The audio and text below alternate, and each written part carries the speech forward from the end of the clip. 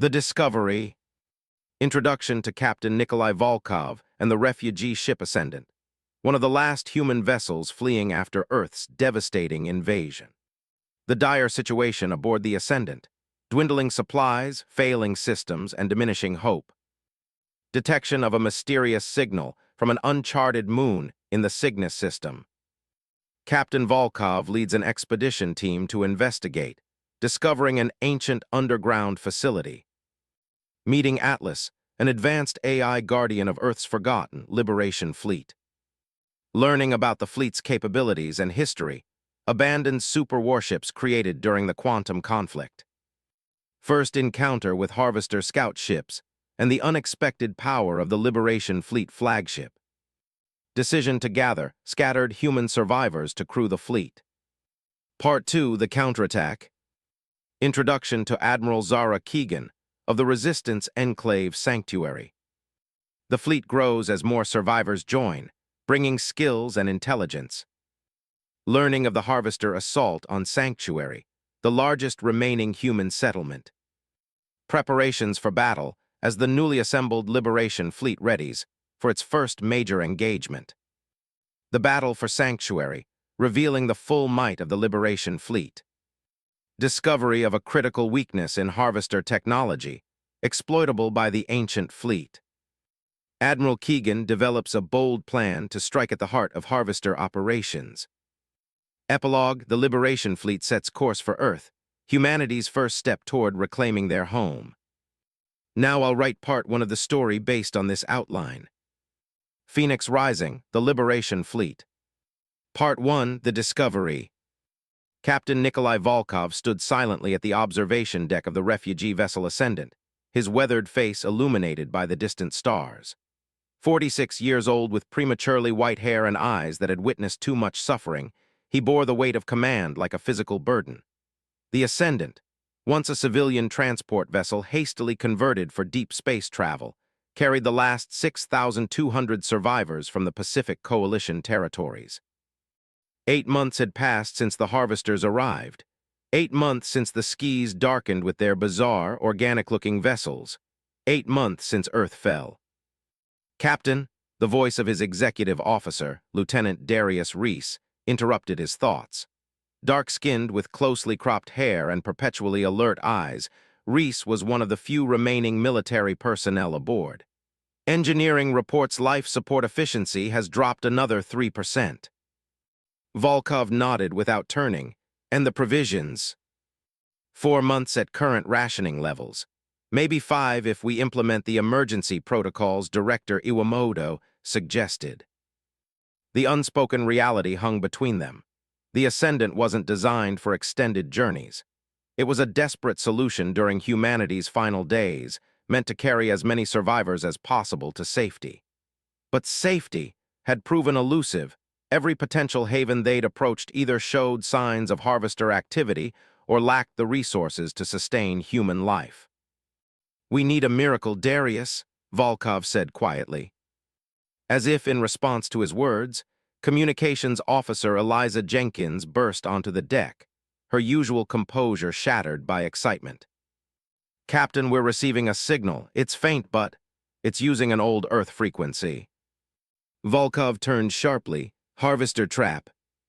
"I don't think so," Jenkins replied. "It's using Colonial Defense Force encryption, pre-unification protocols. The Harvesters have never demonstrated the ability to crack our modern encryptions, let alone historical ones." Source: a moon orbiting the gas giant in the Cygnus system, approximately 14 hours from our current position. Volkov exchanged glances with Reese. They'd learned caution the hard way. 3 ships from their original evacuation fleet had been lost to Harvester ambushes. "It could be other survivors," Reese admitted reluctantly. "Or it could be salvation," Jenkins added. Volkov studied the navigational display showing the massive ringed gas giant and its constellation of moons. Something about the signal pattern seemed vaguely familiar, triggering memories from his early military training.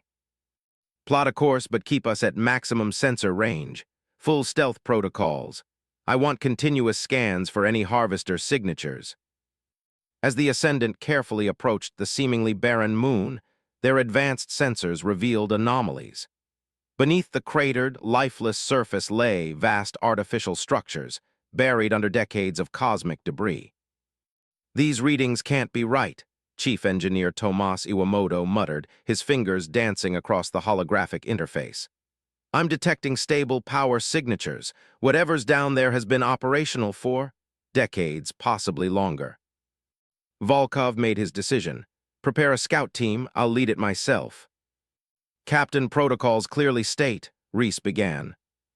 "Protocols died with Earth, Lieutenant," Volkov cut him off. "This is the first promising lead we've had in months. I need to see it firsthand."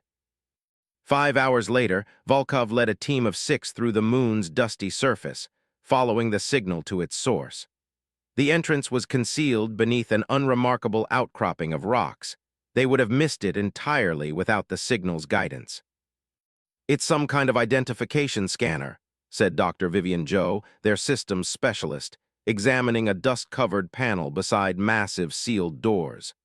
"Military-grade but ancient, predating the quantum conflict era." "Can you bypass it?" Volkov asked.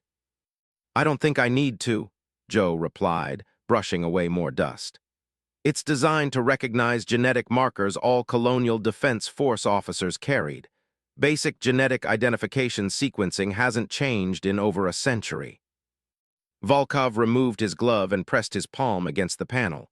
To everyone's surprise, it illuminated, scanning his hand. "Military personnel detected," announced a mechanical voice. "Rank Captain, access granted." The massive doors groaned open, revealing a dark corridor stretching deep into the moon's interior. As they cautiously proceeded, emergency lighting activated automatically, revealing a facility of staggering proportions. "This place is enormous," Security Chief Marquez whispered, her weapon at ready. "The scans didn't show half of this." The corridor eventually opened into a vast chamber that left them speechless. Before them stood row upon row of enormous warships, each at least 4 times larger than the largest Earth battleship they'd ever seen. Their sleek, aggressive lines and integrated weapon systems made modern armaments look primitive by comparison.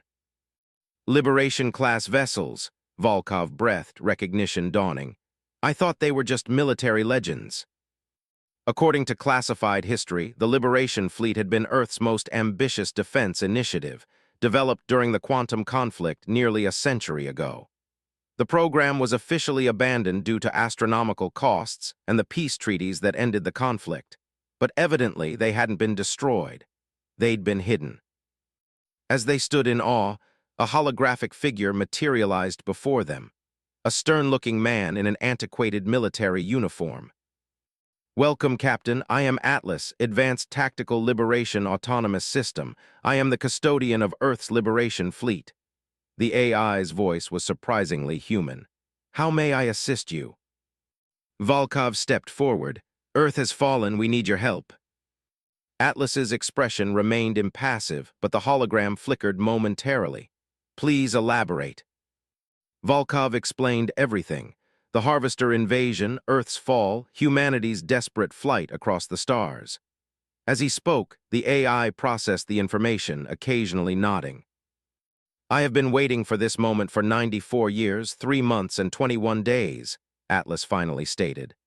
"The Liberation Fleet was created for one purpose, to protect humanity in its darkest hour. That hour has come." "Are these ships still operational?" Iwamoto asked, examining the nearest vessel with professional curiosity. "The Liberation Fleet is fully functional," Atlas confirmed. "Maintenance protocols have been running continuously. However, they require human operators to achieve full combat capability." "How many ships are there?" Volkov asked, feeling a spark of hope ignite within him, the first real hope since Earth fell. 22 Liberation-class warships comprise the primary fleet," Atlas replied, "each capable of engaging and destroying multiple enemy capital ships simultaneously." Dr. Joe looked at Volkov, her eyes wide. "With these ships, we could actually fight back." For 3 days, the Ascendant remained in orbit, while Volkov and his crew worked with Atlas to understand the Liberation Fleet's capabilities. The ships were technological marvels, designed with adaptive systems that could evolve to counter any enemy tactics. Each vessel carried enough firepower to level a continent, protected by regenerative armor and energy shields centuries beyond current technology. The ships also contained manufacturing facilities that could produce smaller craft and weaponry, meaning they could sustain extended campaigns without resupply. Most importantly, they were designed to be operated by minimal crews, with Atlas coordinating fleet actions. On the fourth day, as Volkov was reviewing tactical simulations with Atlas, an urgent call came through from the Ascendant. "Captain," Lieutenant Reese's voice was tense. "We've detected Harvester scout ships entering the system, 2 vessels approaching rapidly." Volkov turned to Atlas. "How quickly can we get one of these ships ready?" "The Prometheus is already primed for deployment," the AI responded. "As the fleet flagship, it was maintained at highest readiness." "Then it's time to show the Harvesters what humanity can do," Volkov declared. "Prepare for immediate launch." Within an hour, the enormous hangar doors on the moon's surface rumbled open for the first time in nearly a century. The Prometheus, a colossal warship over 3 kilometers long, rose majestically from its lunar cradle, its dark hull absorbing rather than reflecting light. On the bridge, Volkov settled into the command chair, surrounded by a skeleton crew of his best officers. Atlas's hologram stood beside him, connected to every system throughout the massive vessel. "Harvester vessels have detected us," Dr. Joe reported from the tactical station. "They're altering course to intercept." "Let them come," Volkov said, feeling the power of the ancient warship humming around him. "Weapons status." "Main cannons charged," Iwamoto confirmed from engineering. "Kinetic barriers at full capacity, all systems nominal." The 2 Harvester scout ships approached rapidly, their organic-looking hulls bristling with weapons. They had clearly never encountered anything like the Prometheus before and were curious rather than cautious. A fatal mistake. "They're scanning us," Joe reported, "attempting to establish communications." "Ignore them," Volkov ordered. "Target the lead vessel and fire when ready." The Prometheus's main cannons charged silently, energy building to levels that would have overwhelmed any modern power core.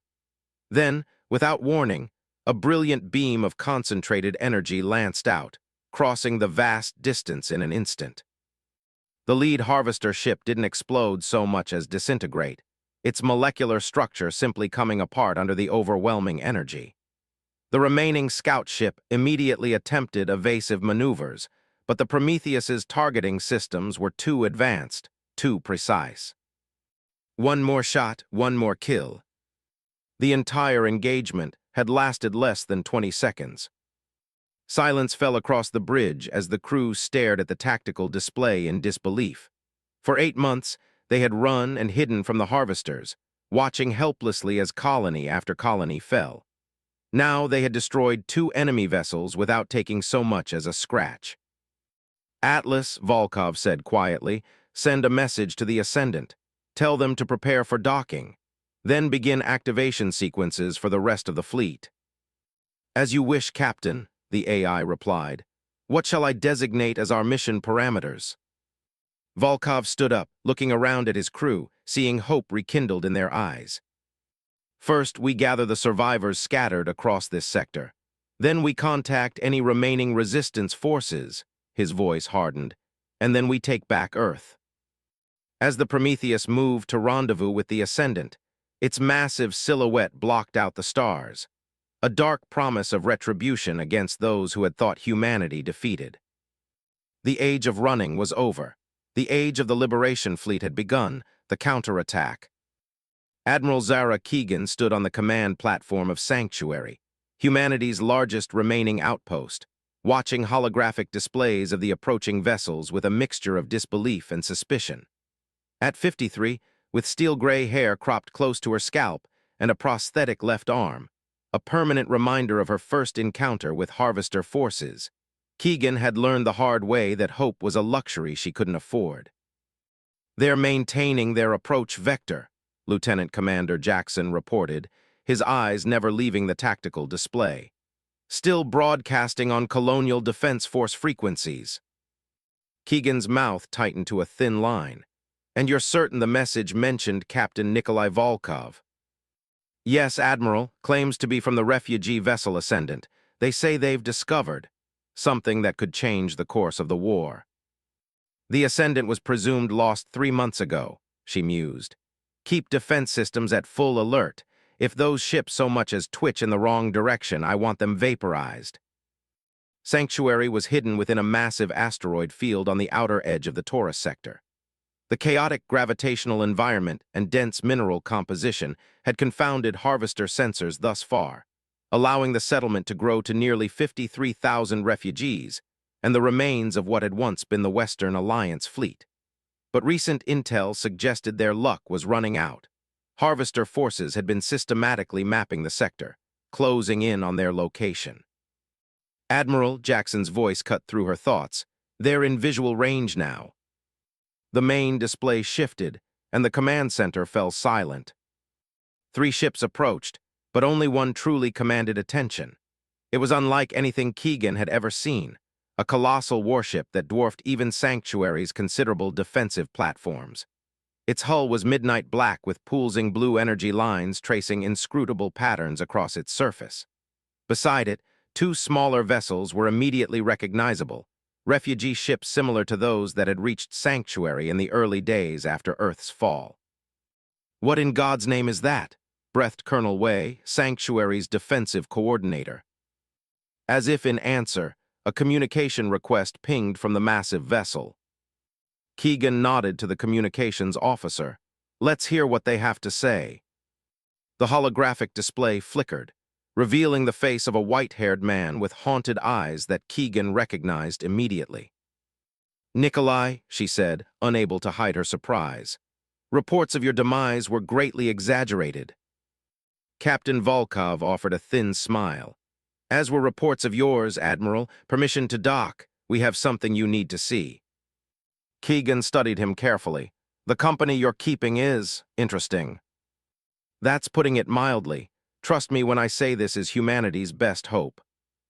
12 hours later, Admiral Keegan stood inside the cavernous bridge of the Prometheus, struggling to process what she'd just witnessed during a demonstration of the Liberation Fleet's capabilities.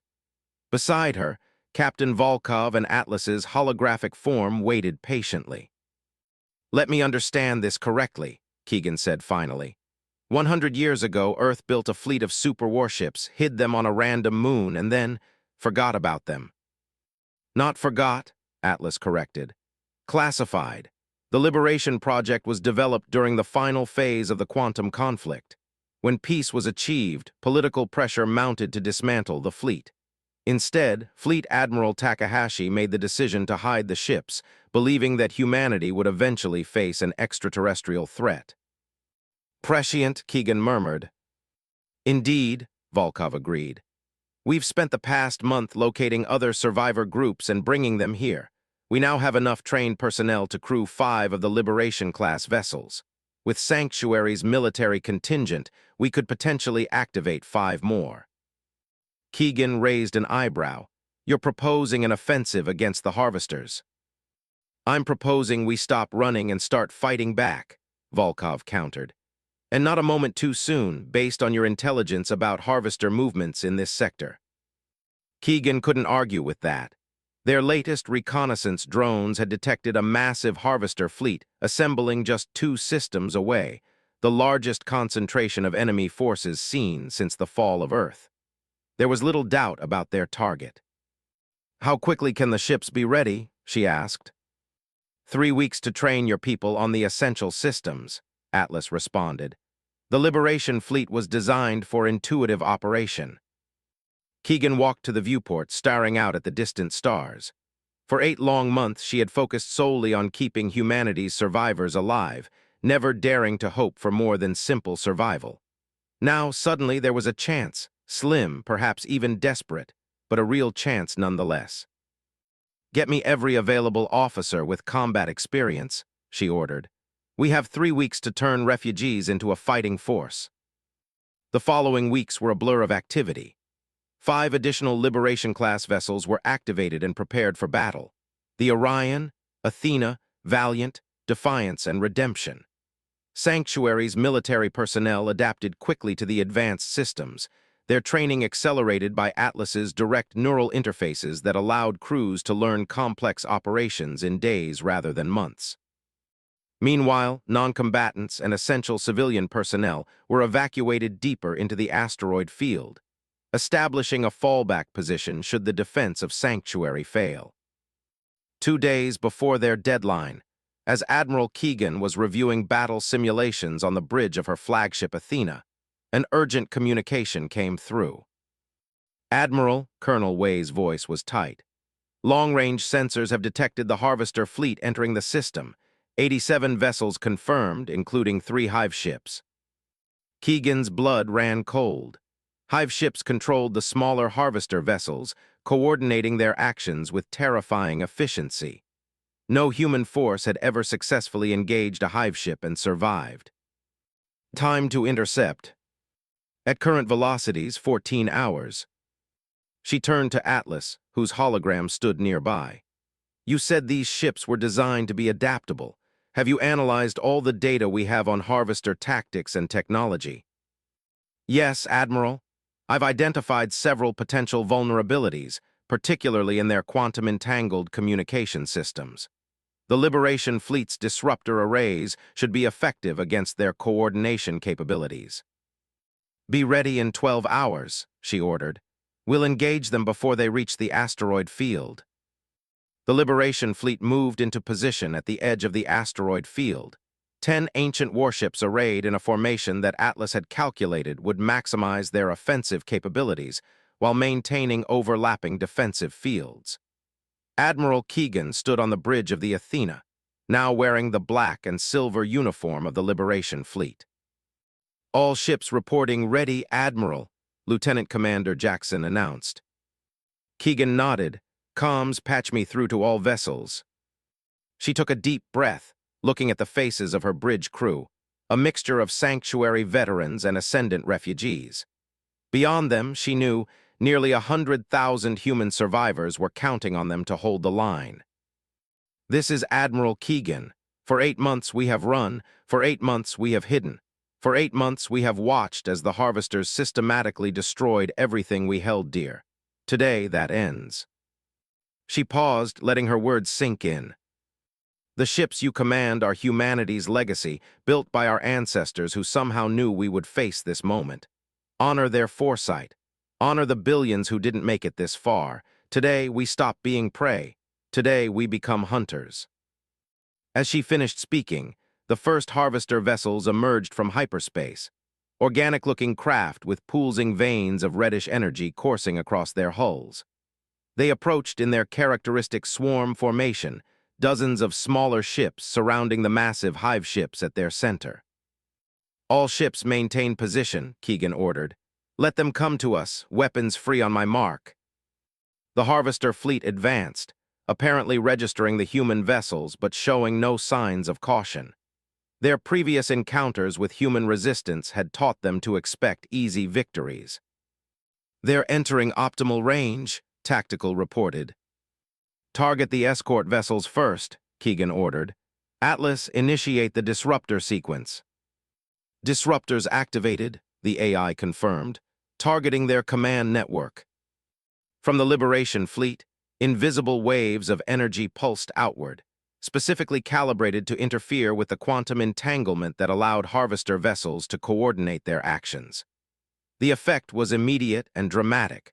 The perfectly synchronized movements of the Harvester swarm suddenly became erratic as their neural link was severed. "Now," Keegan commanded. 10 Liberation-class warships fired simultaneously, their advanced weapon systems unleashing devastation unlike anything seen since the quantum conflict. Concentrated beams of energy lanced through space, each finding its target with unerring precision. 23 Harvester vessels were destroyed in the opening salvo, their organic hulls simply disintegrating under the onslaught. The remaining Harvester ships attempted to regroup, but without their neural network, their movements were disjointed and predictable. "They're launching fighter swarms," Jackson reported as thousands of smaller craft poured from the hive ships. "Activate defense grids," Keegan ordered calmly. The space between the opposing fleets lit up with crisscrossing energy beams as the Liberation Fleet's automated defense systems tracked and destroyed incoming fighters with ruthless efficiency. Not a single harvester craft made it through the protective screen. "The hive ships are changing formation," Tactical announced. "They appear to be retreating." For the first time in recorded history, harvester forces were withdrawing from a battle. "Pursuit course," Keegan commanded. "Don't let the hive ships escape." The Liberation Fleet surged forward, their advanced propulsion systems allowing them to rapidly close the distance. The Prometheus, under Captain Volkov's command, took the lead, its main cannons charging for a killing blow against the nearest hive ship. When it fired, the energy beam was so intense it temporarily distorted the visual displays. The hive ship, a behemoth that had terrorized human settlements across 3 systems, was split cleanly in 2, both halves erupting in a cascade of secondary explosions. With the destruction of the first hive ship, the remaining harvester vessels fell into complete disarray. Some continued their retreat, others launched suicidal attacks against the Liberation Fleet, and still others simply drifted, as if their controlling intelligence had abandoned them. Within 2 hours, it was over. The harvester fleet that had threatened to exterminate humanity's last major outpost had been utterly destroyed. Of the 87 enemy vessels that entered the system, not one remained intact. The Liberation Fleet, astonishingly, had suffered only moderate damage to 2 ships, with no loss of life. As the fleet returned to Sanctuary, the communication systems were flooded with jubilant messages from the asteroid settlements. For the first time since the fall of Earth, humanity had won a decisive victory. On the bridge of the Athena, Admiral Keegan stood before a holographic display showing the full tactical data from the battle. Beside her, Captain Volkov and Atlas analyzed the information. "Their ships exhibited a systemic vulnerability to our disruption technology," Atlas noted. "When cut off from the hive ships, they become significantly less effective." "Can we exploit this on a larger scale?" Keegan asked. "Potentially," the AI replied. "My analysis suggests that all harvester forces are ultimately controlled by a central intelligence, what you might call their homeworld. If we could locate it and deploy a large-scale disruptor, we could disable their entire invasion force," Volkov finished, the implications dawning on him. Keegan's eyes narrowed with determination. "Then our next objective is clear. We find the harvester homeworld." She turned to the viewport, watching as the Liberation Fleet took up defensive positions around Sanctuary. What had begun as a desperate last stand had transformed into something else entirely, the first step in humanity's counteroffensive. "Atlas, begin preparations to activate the remaining Liberation-class vessels," she ordered, "and establish a communication network to contact any other human settlements still out there. Tell them," she paused, allowing herself a moment of genuine hope, "tell them we're coming for them, and then we're going home." As the message spread across the stars, refugees who had been hiding in fear for months emerged from their shelters.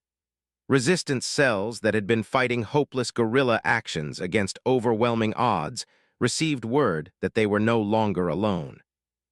For the first time since the Harvesters darkened Earth's skies, humanity looked to the future not with despair, but with purpose. The Liberation Fleet had risen from a century of silence, and with it, the phoenix of human resilience had been reborn from the ashes of near extinction. The war to reclaim their home had begun.